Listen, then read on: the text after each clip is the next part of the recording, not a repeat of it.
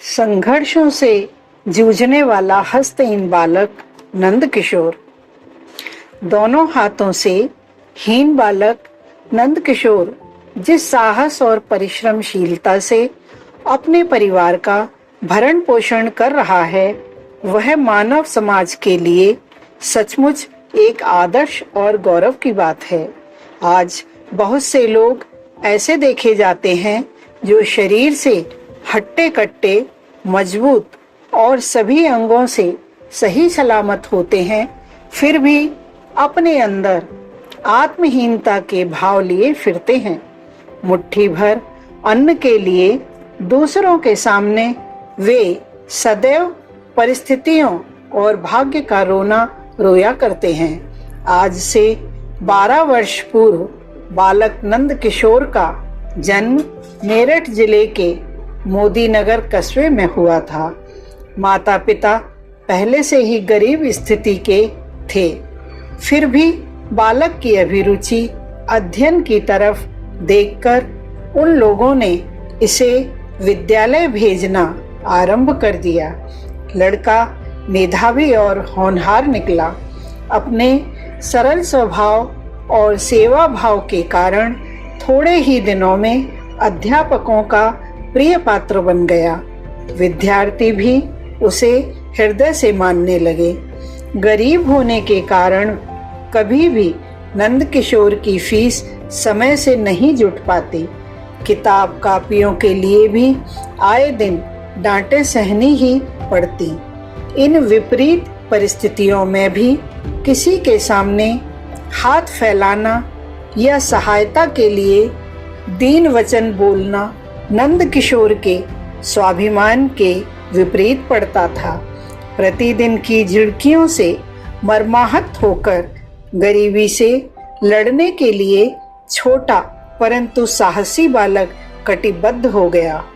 उसने bus station पर पहुंचकर यात्रियों का सामान ढोना प्रारंभ कर दिया। पारिश्रमिक के रूप में जिसने जो दिया उसने वही स्वीकार कर लिया। इस प्रकार नंद किशोर ने अपनी शिक्षा भी जारी रखी और साथ ही साथ परिश्रम भी करता रहा, ताकि वह अपना और अपने परिवार वालों का भरण पोषण भी कर सके। इसी प्रकार के संघर्षों का सामना करते हुए अंत में उसने प्राइमरी की परीक्षा पास कर ली। परीक्षा में उसे सबसे अच्छे अंक प्राप्त हुए। बालक की बड़ी प्रबल इच्छा थी कि वह अध्ययन आगे भी जारी रखे, परंतु माता पिता अपनी निर्धनता के कारण उसे आगे पढ़ाने में असमर्थ थे। अब अधिक पैसा भी लगने वाला था।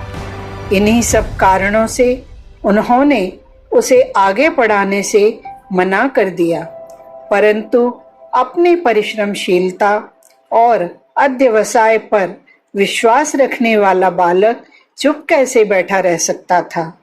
जून का महीना था, विद्यालय बंद थे।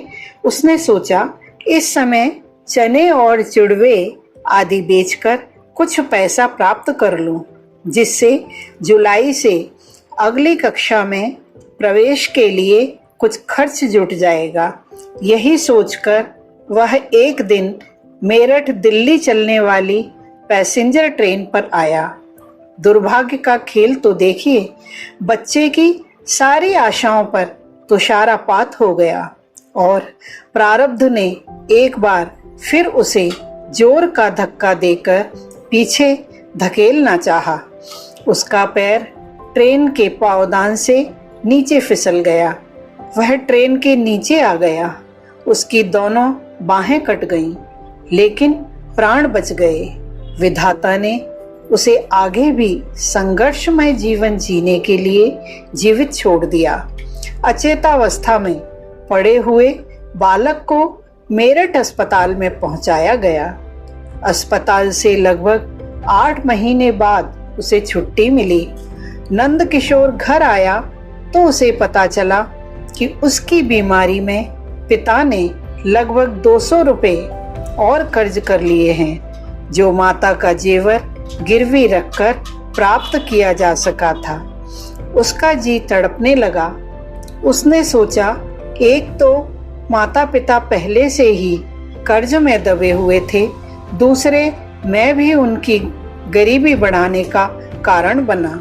यद्यपि इस समय प्रारब्ध ने उसे निस्सहाय ही बनाकर रख छोड़ा था।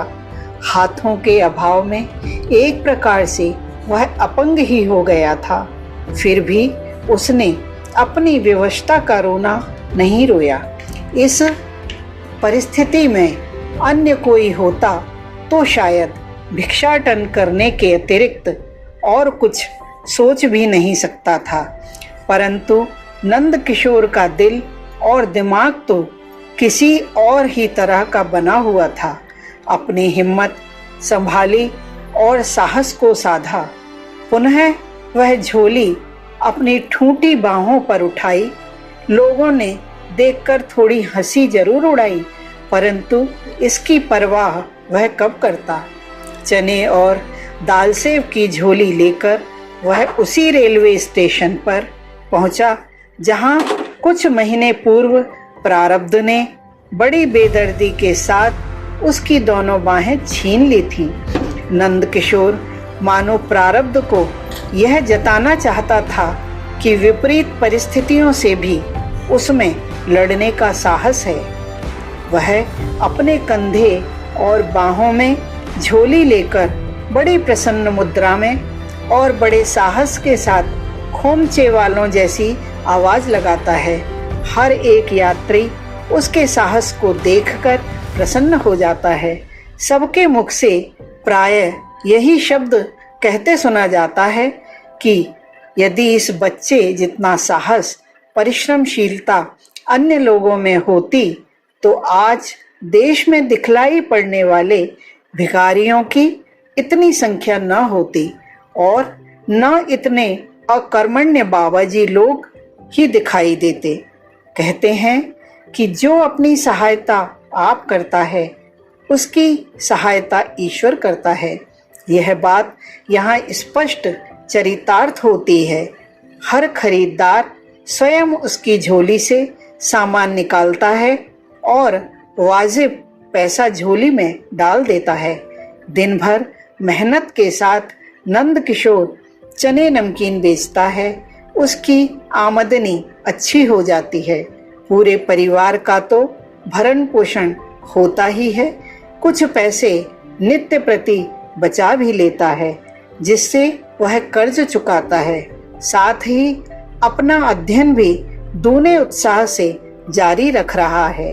बालक नंद किशोर जितना साहस, धैर्य, परिश्रमशीलता और अध्यवसाय के गुण यदि अन्य लोग अपने अंदर विकसित कर सकें तो प्रारब्ध को भी हार माननी पड़ेगी और प्रतिकूलताओं को भी अनुकूल बनना ही पड़ेगा। संदर्भ मनोबल के धनी, भाग 2। लेखक पंडित श्रीराम शर्मा आचार्य जी।